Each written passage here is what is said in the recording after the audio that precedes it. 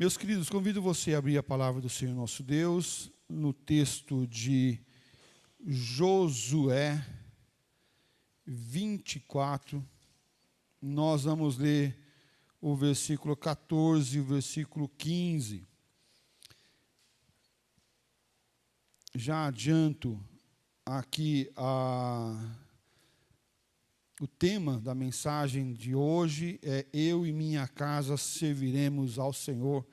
E gostaria que você já ouvisse a leitura com essa prerrogativa do nosso tema.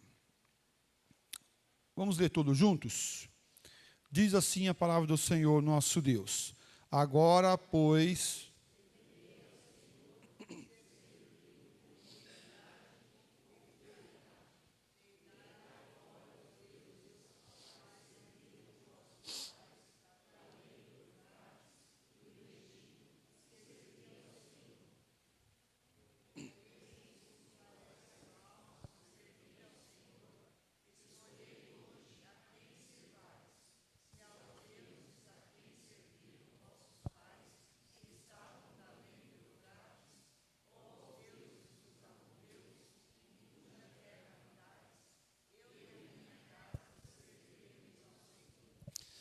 O tema sai dessa frase final, é óbvio, né? Eu e minha casa serviremos ao Senhor. Pai, pedimos mais uma vez que o Senhor venha falar conosco, o Senhor venha encher o nosso coração com a tua paz, com a tua alegria, com o teu amor, e em nome do Senhor Jesus, que nós possamos ouvir a tua voz e atentar e obedecer o que o Senhor deseja das nossas vidas. Em nome de Cristo Jesus. Amém. Meus amados, quando a gente vai preparar uma mensagem, a gente olha o texto, olha o contexto, olha os comentários, olha as anotações que você já tem tido sobre aquele tema, e em algumas vezes, em alguns momentos, você vai lá e pega o texto bíblico e joga na internet para dar uma olhada também no que as pessoas estavam falando sobre aquele tema. E pasmem, esse tema, Eu e Minha Casa Serviremos ao Senhor, tem muitas mensagens, mas muitas mensagens com essa temática, muitas mesmo. Mas, em grande medida, não em pouca, mas em grande medida, nós vemos mais mensagem de declaração, de toma posse, declare que a tua casa é a casa do Senhor, do que o atentar para o que a palavra do Senhor está dizendo de verdade. E fica aqui um ressalvo para nossas vidas. Só declarar e não fazer nada não vai adiantar. Nós temos que ter fé, sim, crendo que eu e minha casa serviremos ao Senhor, mas nós temos que fazer algo a mais do que só declarar. Tem pessoas orando, declarando, tomando posse, fazendo um monte de coisa, e não atentando o que a palavra do Senhor Deus está chamando, está convocando a fazer. E aí, com certeza, o resultado não será o resultado que você almeja. Por quê? Porque você está fazendo do teu jeito, da tua forma, e não do jeito que o Senhor Deus trabalha. Introduzindo nossa mensagem dessa noite, em Gênesis nós encontramos 3 mandatos. Em Gênesis nós encontramos 3 mandatos. O que é mandatos? É ordenâncias vindo do Senhor para com os homens. 3 mandatos que foi dado nos 2 primeiros capítulos de Gênesis. E esses mandatos não eram prerrogativas apenas para Adão e Eva, mas é para toda a humanidade. O primeiro mandato é o mandato espiritual. Mandato espiritual. O relacionamento com Deus. Deus andava com o homem no final da tarde de todos os dias antes da queda. E esse relacionamento é para com o homem, não apenas naquele momento na vida da humanidade, mas agora é a busca desse relacionamento espiritual, constante, permanente, não só para eles, mas para nós também. A nossa vida espiritual vale muito e tem muito sentido. E o texto que nós lemos de Josué tem esse chamado também. Ele fala assim: escolhei a quem sirvais. O que é isso? Vocês vão servir aos deuses ou vocês vão servir ao Senhor, Deus Todo-Poderoso? Sim, é um mandato espiritual que está sendo estabelecido. O segundo mandato que encontramos em Gênesis é o mandato social. Envolve um relacionamento não só com Deus, mas envolve também um relacionamento com a família. Por Deus, pela família que foi criada por Deus. Esse mandato envolve a liderança dos pais em saber guiar as suas famílias, a sua esposa, o seu marido, ou o marido cuidar da esposa, a esposa cuidar do marido, e assim os dois cuidando dos filhos. É um mandato de seguir a ordem do Senhor, olhando o ser como um ser social e sendo essa dádiva do Senhor também nessa linha social da sociedade. Eu e minha casa serviremos ao Senhor. É o relato de Josué, nesse texto que nós lemos de Josué 24. É o mandato social que ele está trazendo à tona e à frente. Olha, eu e minha casa, nós vamos servir ao Senhor. Eu estou liderando a minha casa e eu vou liderar a minha casa nesse rumo de servir ao Senhor. Eu vou liderar e eu lidero a minha casa servindo ao Senhor. O terceiro mandato que encontramos em Gênesis, nos 2 primeiros capítulos, é o mandato cultural. É o envolvimento com a sociedade. Esse mandato envolve questões políticas, educação, arte, lazer, tecnologia, indústrias, o teu trabalho, onde você vive, o que você pensa, como que você age. E aqui também em Josué nós vemos esse mandato sendo colocado à frente. Olha, quem que vocês vão servir? Aos deuses a quem serviram vossos pais, que estavam da além do Eufrates, ou aos deuses dos amorreus, cuja terra habitais? O mandato cultural. Vocês vão ser influenciados ou vocês vão influenciar? Vocês vão receber isso daí e vão continuar seguindo esse caminho? Ou vocês vão influenciar a cultura que vocês estão vivendo e quebrar essa cultura servindo ao Senhor Deus Todo-Poderoso? O Josué traz essa ideia, esse pensamento, colocando esse desafio para o povo.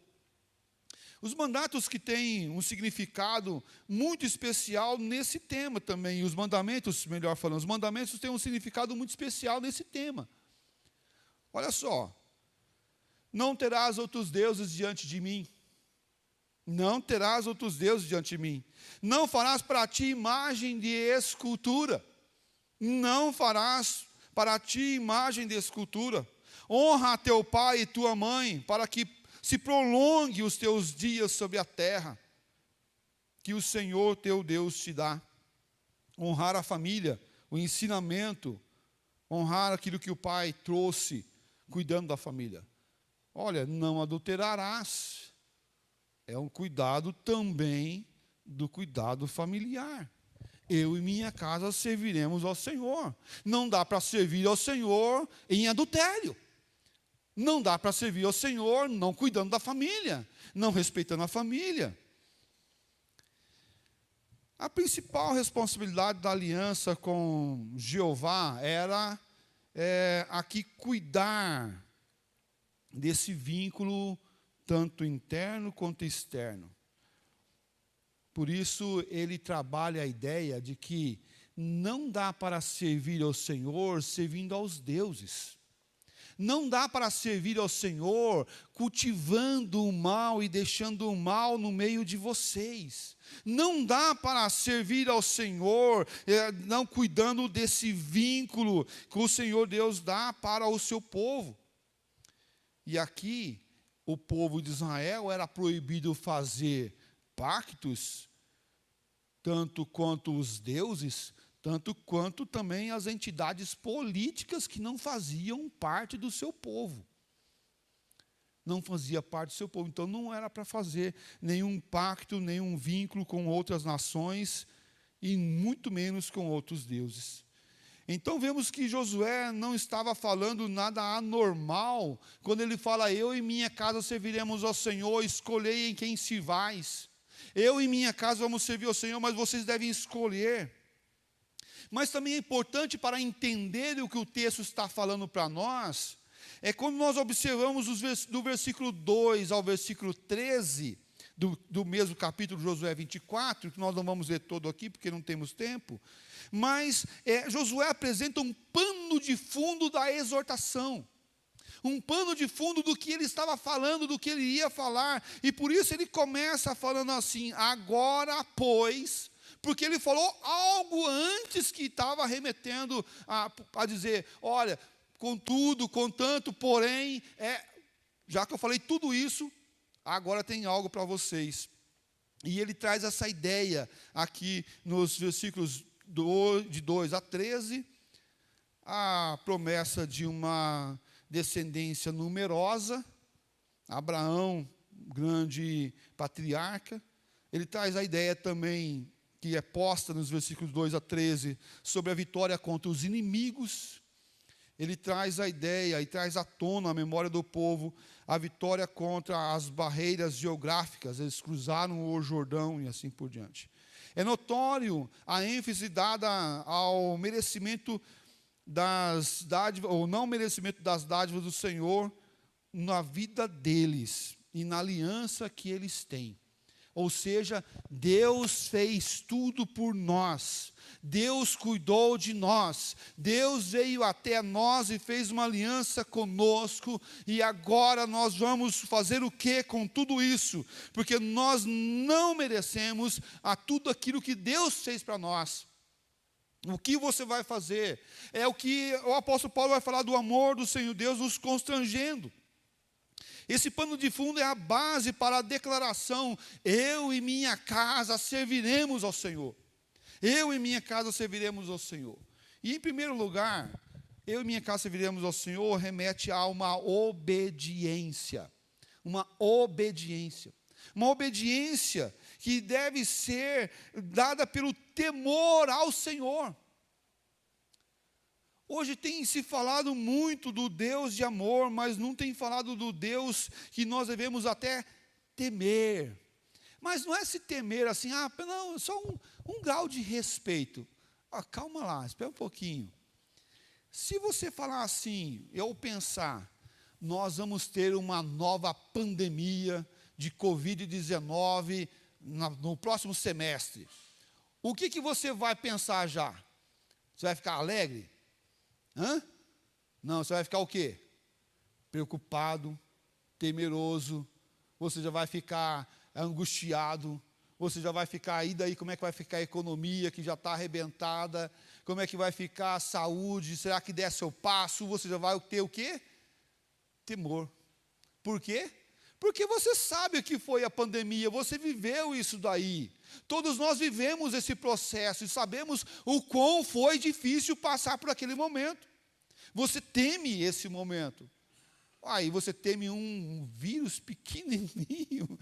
Você teme algo tão pequeno que é um vírus e não teme a Deus? Não teme a Deus que criou o universo e tudo que existe sobre a terra? Você teme a um vírus, uma doença, uma enfermidade, uma crise, mas você não teme ao Senhor, Deus Todo-Poderoso?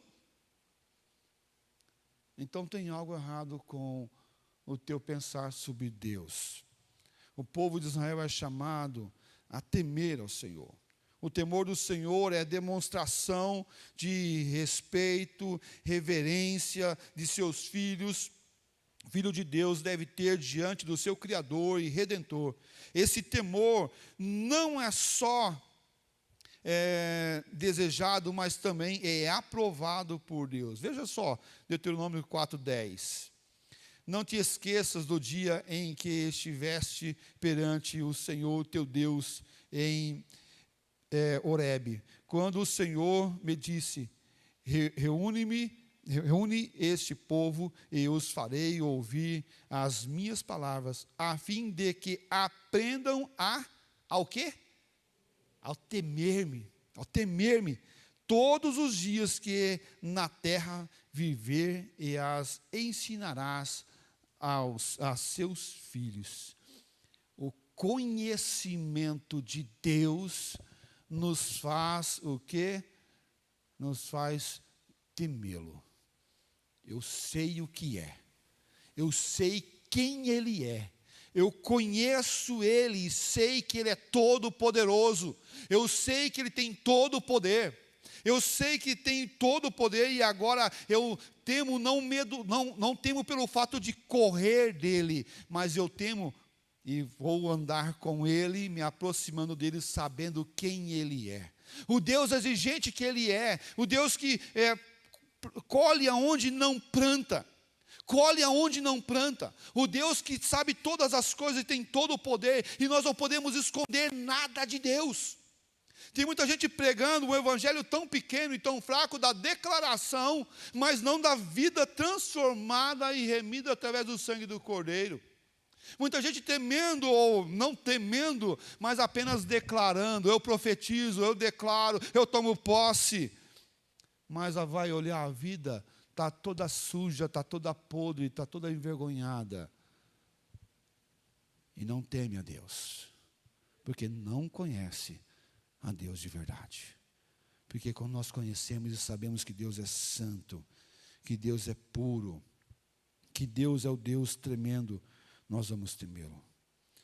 Deuteronômio também, ele continua falando, 6:2, para que temas ao Senhor, teu Deus, e guardes todos os seus estatutos e mandamentos.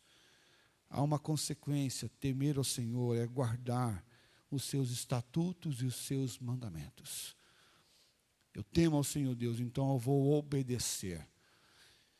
Eu não sei se teu pai e tua mãe foi bem rigoroso com você na tua educação, mas em muitas famílias nós tivemos pais muito rigorosos, rigorosíssimos. E quando alguma criança fazia uma arte, a mãe, só bastava aquele olhar 3/4 da mãe assim, ó. Né, dava aquele olhar de lado assim, e você falava assim: ih, deu ruim. Vai complicar. E algumas vezes tinha aquela pequena frase assim: quando chegar em casa, a gente conversa. Você já sabia que se você sobrevivesse daquele dia, você estaria no lucro. Porque você sabia que o negócio não ia ser fácil, ia ser difícil, ia ser complicado, você temia. Mas Deus não é esse temor de pavor, mas é o temor de respeito em saber quem Ele é, em conhecer Ele, em saber que Ele é Deus exigente. Deus é Deus exigente. Eu vejo algumas pessoas falar assim: Deus conhece todas as coisas, Deus conhece o meu coração. Então você pode cantar, fazer do jeito que você quiser, porque Deus conhece o teu coração. Você sabe que Deus conhece o teu coração, então você deveria fazer o melhor, porque Deus conhece o teu coração. E sabe que você fez certo, ou você fez errado, ou você fez de forma displicente, ou você fez de forma correta. E ele fala assim: o Senhor, versículo 13, o Senhor teu Deus temerás, a Ele servirás, e pelo seu nome jurarás. O Senhor nos ordenou cumpríssemos todos esses estatutos, e temêssemos o Senhor nosso Deus para o nosso perpétuo bem, para nos guardar em vida, como tem feito até hoje. Oh, meus amados, temer ao Senhor é guardar a vida. É eu e minha casa serviremos ao Senhor. Serviremos ao Senhor porque eu conheço quem Ele é e eu obedeço a sua ordem. Mas olha só, também esse temor aqui, essa obediência é dada também pelo relacionamento com temor, um perdão com temor. Veja só os Salmos. Contigo, porém, está o perdão para que te temam. Contigo está o perdão para que te temam. O perdão divino relacionado também a esse temor. O temor deve ser prestado. E olha só, de forma sinceridade, com a sinceridade, e isso trabalha a plenitude completa, mas também a fidelidade, e teologicamente aqui fidelidade é o senso de frutífero, ser frutífero, sem hipocrisia por completo. Eu e minha casa serviremos ao Senhor, e em segundo lugar, ele trabalha a exclusividade. Exclusividade. Primeiro, a obediência. E se tem obediência, tem o quê? Tem exclusividade. Deus é um Deus que não divide a sua honra. Deus é um Deus pleno e completo e quer de nós que nós venhamos servi-lo de forma exclusiva, plena e exclusiva. O Senhor deve ser adorado de forma exclusiva. O nosso coração não pode ser dividido. Assim como nós não podemos andar em duas canoas, assim como nós não podemos servir dois senhores, Deus pede que nós venhamos fazer e servir a Ele. Eu e minha casa serviremos ao Senhor de forma exclusiva. Nem a minha casa deve ser o Senhor da minha vida, nem a minha esposa deve ser o Senhor da minha vida, nem os meus filhos devem ser o Senhor da minha vida. O Senhor da minha vida deve ser exclusivamente Ele. Ele em minha vida, Ele em meu coração. E diga de passagem, nem você deve ser o Senhor da sua vida, porque senão você se torna o idólatra de você mesmo. O idólatra de você mesmo. Você tem direito de ser feliz, você pode conquistar tudo o que você quiser, você pode ter e você pode declarar, porque tudo virá acontecer. Quem que é o Deus aqui? Quem que é a pessoa que está sendo adorada e buscada? O homem é a pessoa. O Senhor deve ser adorado de forma exclusiva. Essa exortação foi realizada ao longo da história do povo de Israel. Gênesis vai trabalhar isso, fala assim: lançai fora os deuses estranhos que há no meio, em vosso meio, purificai-vos e mudai as vossas vestes, purificai e mudai as vossas vestes, adorai a Deus de forma exclusiva. Então os filhos de Israel tiraram dentre si os Baalins e os Astarotes e serviram só ao Senhor. Serviram só ao Senhor. Tiraram ali os Baalins, os Astarotes e serviram quem? Só ao Senhor. Somente ao Senhor deve ser a nossa adoração. É estritamente proibido prestar culto e adoração aos deuses. Os deuses foram culturalmente inseridos na vida do povo de Israel. Eles estavam com essa prática, a prática do Egito, foram inseridos indevidamente. E eles lá, porque passaram tempo no Egito, eles se aculturaram, desobedecendo o mandato cultural, e vivendo agora a idolatria. E precisou vir as pragas para quebrar a ideia de que eles estavam num lugar aceitável. A prática religiosa era uma prática aceitável. Mas era preciso haver esse limpar do pensamento e da atitude que eles haviam tido e adquirido no Egito e também da além do Eufrates, que vai nos dizer as Escrituras. Então lhe disse, cada um lançai de si as abominações, e percebe que ele vai falar aqui, que é a abominação de que se agradam os seus olhos, e não vos contamineis com os ídolos do Egito. Eu sou o Senhor vosso Deus. É a forma exclusiva, é a forma plena, é a forma que nós devemos adorar ao Senhor e exaltar o Senhor, Deus Todo-Poderoso. O culto aos deuses é comparado com uma prostituição. O culto aos deuses é comparado com uma prostituição. Veja o que diz Levítico. nunca mais oferecerão aos seus sacrifícios aos demônios, com os quais eles se prostituem. Isso lhes será por estatuto perpétuo nas suas gerações. E ele vai falar que a adoração aos deuses é como prostituição. Pesado. É muito pesado. E que o povo estava se prostituindo. E ele fala, lançai fora. E percebe que ele fala que lançai fora não só para eles, mas ele fala de forma perpétua, que é para sempre. Perpétuo nas suas gerações. A adoração exclusiva ao Senhor Deus Todo-Poderoso não era só para eles, mas era para eles e para nós. Eu e minha casa serviremos ao Senhor, é abrir mão de tudo o que estava lá, no meio deles. E é interessante que Josué não está falando para os de fora. Olha que interessante. A gente pensa e olha com todo esse enredo aqui, e não só Josué, mas como aqui no Pentateuco, que nós olhamos de forma bem contundente, a gente dá a impressão que ele está falando ao povo do Egito, aos egípcios que estavam lá, aos idólatras que estavam lá, ao povo pagão que eles estavam evangelizando. Não, ele estava falando isso para quem?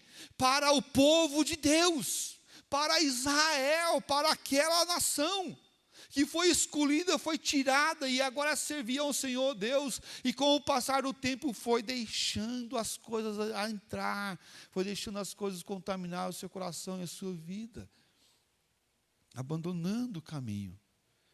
Mas o convite é maravilhoso, e o convite é, porém, se vos parece mal servir ao Senhor, escolhei hoje a quem sirvais. Escolhei a quem sirvais. Há uma escolha aqui que é colocada, a mesa é colocada à frente para eles pensarem. Olha, nós vimos todos os milagres, nós vimos toda a bênção, nós vimos todo o cuidado, nós vimos toda a proteção, nós vimos todo o que Deus fez. Escolhei a quem sirvais. Vocês podem servir aos deuses a quem serviram vossos pais, além do Eufrates, ou aos deuses dos amorreus cuja terra habitais. Eu e minha casa vamos servir o Senhor. E percebe que ele está afrontando aqui o que eles aprenderam lá no Egito, o que eles aprenderam além do rio Eufrates, o que eles aprenderam na terra onde eles estavam habitando. Josué está afrontando esse conhecimento que estava no meio deles, mas Josué também está afrontando quem? O próprio povo de Deus. Eu estou afrontando vocês. Vocês escolhem quem vocês querem servir, porque o que vocês estão servindo não serve para mim. Não serve para mim o que nós aprendemos lá no passado. Não serve para mim a prática dessa terra aqui onde nós estamos habitando. Vocês escolhem, mas eu e minha casa vamos servir ao Senhor. Há uma declaração posta, sim, é verdade. Nós não negamos a declaração posta aqui, mas a declaração deve ser com uma atitude. E atitude é o terceiro ponto que eu quero abordar. Eu e minha casa serviremos ao Senhor. E em terceiro lugar, nós devemos ter atitude. Atitude de servo, atitude em obediência à palavra do Senhor. Veja o que diz os versículos 16 a 18. Eu vou pedir que a igreja faça a leitura desse texto. Então,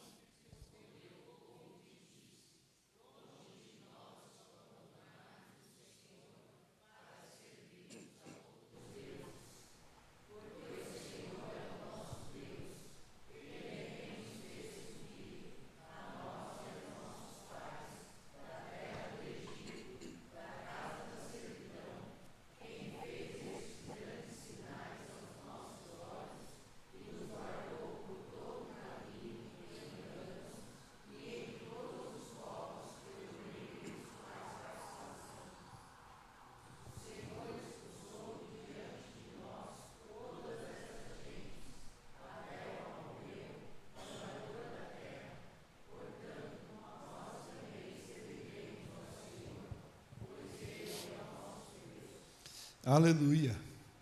Olha a declaração e atitude.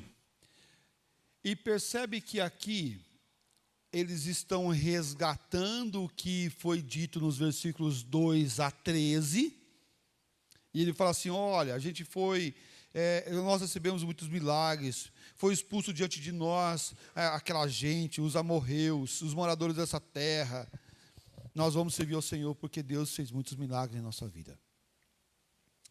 Eu e minha casa serviremos ao Senhor, é a proposta, mas a decisão que o povo toma é: serviremos ao Senhor. Também serviremos ao Senhor. É necessário uma atitude que vem do coração, uma atitude que vem com ações. Não é apenas uma declaração, declare, profetize, fale. Não é somente isso. Nós devemos sim orar isso, clamar isso, buscar isso, mas tendo um conciliar de atitudes. Atitudes que glorificam o nome do Senhor, tirando os falsos deuses, tirando a idolatria do coração, tirando aquilo que contamina o nosso coração, contamina o coração da nossa família, da nossa casa. Você, homem, você, marido, você, chefe do lar, você tem que tomar atitude de cabeça do lar, que vai liderar a tua casa, mas não apenas com declarações, mas com atitude, tirando os falsos deuses do meio da sua casa, tirando a tua família do lamaçal do pecado, cuidando do celular do seu filho, da televisão do seu filho, do computador do seu filho, olhando o que ele está aprendendo e ensinando a verdade do Senhor para a vida dele. Falar: isso aqui é idolatria, isso aqui é pecado, isso aqui não pode para você. Porque Deus assim diz. Porque só declaração, meus irmãos, fica palavras lançadas fora. E aí nós vamos observar o que Efésios vai falar sobre o homem que lidera a sua casa. Lidera a sua casa cuidando da sua família, amando a sua esposa, cuidando e respeitando o seu filho. A resposta do povo de Israel é clara, é direta. Longe de nós abandonarmos o Senhor, longe de nós afastarmos da vontade do Senhor, longe de nós abandonar o Senhor que fez e cuidou de nós, porque se nós fizermos isso, terá consequências. Se nós abandonarmos o Senhor, teremos consequências. Nós somos abençoados, sim. Nós temos uma aliança, sim, temos. Mas tem também o que nós chamamos de maldição da aliança. Se você não cuidar dela, se você não preservar a aliança, pela aliança, o Senhor irá vir sobre você.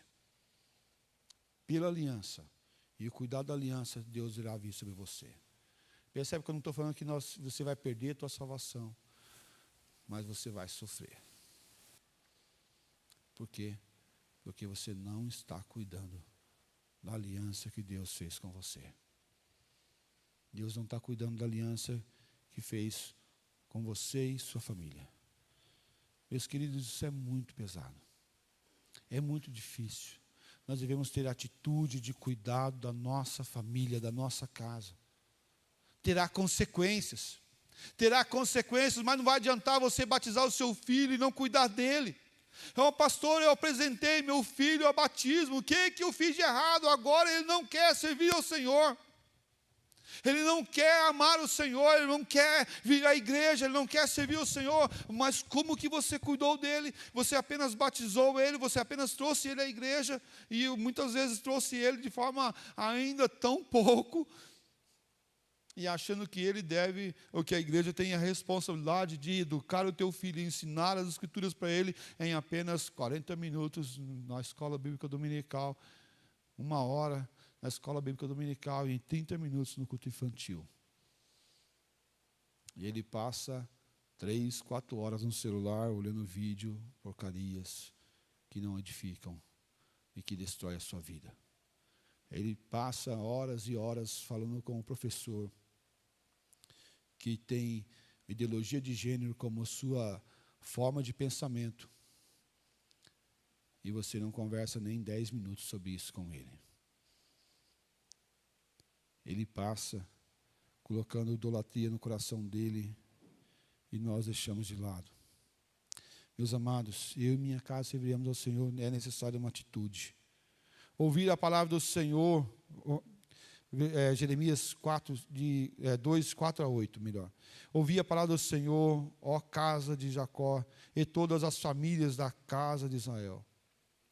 Assim diz o Senhor, que injustiça acharam vossos pais em mim, para de mim se afastarem, indo após a nulidade dos ídolos e se tornaram nulos ele mesmo, e sem perguntarem, onde está o Senhor que vos fez subir da terra do Egito? Que nos guiou através do deserto por uma terra de ermos e de covas, por uma terra de sequidão e sombra de morte, por uma terra em que ninguém transitava e na qual não morava homem algum? Eu vos introduzi numa terra fértil, para que comesse do seu fruto e o seu bem. Mas depois de terdes entrado nela, vós a contaminastes e da minha herança fizeste abominação. Deus abençoou o povo e o povo não cuidou da bênção que recebeu. E olha só, os sacerdotes não disseram, onde está o Senhor? E os que travavam da lei não me conheceram. Os pastores prevaricaram contra mim. Os profetas profetizaram por Baal e andaram atrás de coisas de nenhum proveito. Olha onde que eles desviaram do caminho. Olha onde eles saíram da rota. O povo continuava em rebelião contra o Senhor e agora há um chamado para a volta da obediência do Senhor. Eu e minha casa serviremos ao Senhor. E aí vem aqui novamente o versículo 15. Porém, se vos parece mal servir ao Senhor, escolhei. Escolhei a quem vai servir. Escolhei se vamos servir ao Senhor, vamos servir ao mal. Eu e minha casa serviremos ao Senhor. Ao ouvir a declaração de Josué, o povo responde, nós também serviremos ao Senhor. Nós também serviremos ao Senhor. Uma declaração forte, sim, poderosa, mas que deve ser conciliada com ações e com pensamentos, cativando não o pecado, mas abominando o pecado, tirando o pecado do meio de nós. Então Josué disse ao povo, não podeis servir ao Senhor, porquanto é Deus santo, Deus zeloso, que não perdoará a vossa transgressão, nem o vosso pecado. E percebe que parece que ele fala assim, vem servir ao Senhor, vem para cá servir ao Senhor. E no versículo 19 ele fala assim, vocês não podem servir ao Senhor, porque Deus é santo, porque Deus é poderoso, porque Deus é zeloso. Vocês não podem servir ao Senhor. Josué estava aqui confrontando Israel, mostrando a seriedade da promessa solene que eles estavam fazendo naquele momento. Olha só, vem para servir ao Senhor, mas é solene, é santo, é poderoso, é algo sério. Do jeito que vocês estão, vocês não podem servir ao Senhor. É necessário haver todo o processo de despojar. E versículo 31 fala assim, serviu, pois, Israel ao Senhor todos os dias de Josué. Por quê? Porque houve uma decisão, houve uma ação. Houve uma ação por causa da decisão de servir ao Senhor. Tiraram os falsos ídolos e buscaram o Senhor. Nos dias de ancião, que ainda sobreviveram por muito tempo depois que Josué sabiam todas as obras feitas pelo Senhor de Israel. O Senhor Deus é poderoso e nós devemos servi-lo a tempo e a fora de tempo. Não deixando-nos contaminar com o pecado, cuidando dos mandatos que o seu Deus nos dá, da nossa comunhão com Ele, olhando a cultura à nossa volta, a nossa espiritualidade, cultivando ela de forma sadia. Eu quero concluir olhando apenas um versículo. Não há santo como o Senhor, porque não há outro além de ti. E rocha não há nenhuma como o nosso Deus. Essa declaração é uma declaração maravilhosa, declaração de poder e de graça. Declaração que nós ouvimos e vemos que é para impactar o nosso coração e a nossa vida. A quem vamos servir? A quem você vai servir na sua casa? Quem vai ser o centro da sua vida? Quem será o centro do teu coração? Não basta apenas declarar com palavras. Nós temos que ter atitudes. Atitudes de servo, atitudes de obediência. É melhor obedecer do que o sacrificar. Vamos obedecer. E obedecer a palavra do Senhor nosso Deus. Porque nela tem vida, nela tem graça, nela tem poder, nela há a solução para as nossas vidas e para a nossa família, em nome de Jesus. Baixe sua cabeça, nós vamos orar mais uma vez em nome do Senhor Jesus Cristo.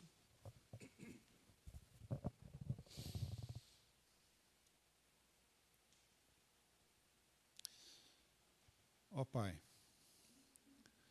Tu és o Deus Todo-Poderoso, Deus, Tu és o Deus Santo, Deus tremendo, Deus que continua cuidando de nós, ó Pai, a tempo e a fora de tempo. Obrigado, ó Pai, porque o Teu chamado não é apenas para declarações, mas é para atitudes. É para aqueles que têm coragem de assumir a responsabilidade, assumir o papel de liderar a sua casa, de liderar a sua família, a abandonar os falsos deuses, abandonar, ó Pai, os ídolos, abandonar, ó Pai, aquilo que o mundo quer colocar como valioso, que não é o Senhor. Abandonar conceitos humanos, conceitos que querem deturpar, querem assumir o lugar de Deus em nosso coração. E obrigado, ó Pai, porque nós temos pessoas corajosas hoje, ó Deus, nesse lugar, decidindo, ó Deus, a tomar ação de obediência à Tua palavra e seguir ao Senhor a tempo e a fora de tempo. Ó Deus, que cada pensamento e cada família aqui, ó Pai, seja voltada para o Senhor, e que o Senhor venha dar coragem e força para que possamos não apenas declarar, mas viver em atitude e graça, vivendo o Teu amor e o Teu cuidado. Ó Pai querido, longe de nós abandonarmos o Teu querer, longe de nós, ó Pai, abandonarmos a Tua vontade, longe de nós, ó Pai, abandonarmos o Senhor, mas que em nome do Senhor Jesus, Pai, eu e minha casa serviremos ao Senhor. Em nome de Jesus, ó Pai, nós vamos servir ao Senhor. Queremos servir ao Senhor. Nos dá esclarecimento, ó Deus, daquilo que nós precisamos abandonar e deixar. Mas que possamos também ver em nossa história o Teu cuidado, a Tua bênção, o Teu refrigério, e não abandonarmos, e não deixarmos de lado, mas sim servirmos ao Senhor em todo o tempo. Em nome do Senhor Jesus, ó Pai, que nós oramos. Amém, ó Pai.